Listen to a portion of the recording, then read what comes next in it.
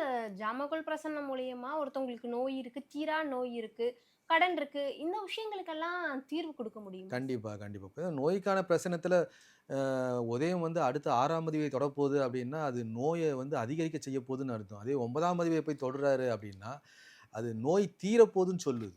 பொதுவா இந்த நோய் பிரசனத்துல நாங்க மெயினா குறிப்பிட்டு சொல்ற பொழுது, நாங்க டாக்டர் அல்ல. ஆனா இதுக்கான தீர்வு என்ன அப்டின்னா, இதுல ஏதாவது ஒரு கிரகம் பரிவர்த்தனை ஆயிருக்கு அப்டின்னா, நீங்க மாற்று மருத்துவரையோ, மாற்று அ ஹா ஹாஸ்பிட்டலையோ, மருத்துவமனையோ செகண்ட் ஒப்பீனியன் பாருங்கன்னு சொல்றோம். ம். ஸோ அந்த நோய தீர்க்கறதுக்கான வழிய தான் நம்ம சொல்றோம்.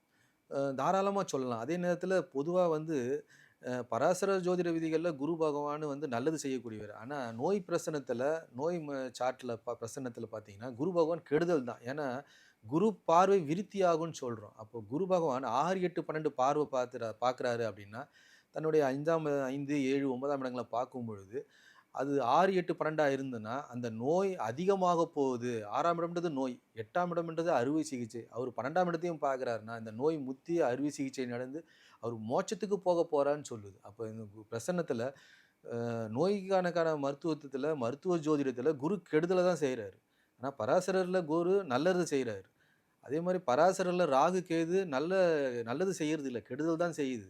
ஆனா மருத்துவ ஜோதிடத்தில ராகு, கேது நோய்க்கான தீர்வ சொல்லுது. அற்புதமான பலன சொல்லுது ராகு, கேது. இப்ப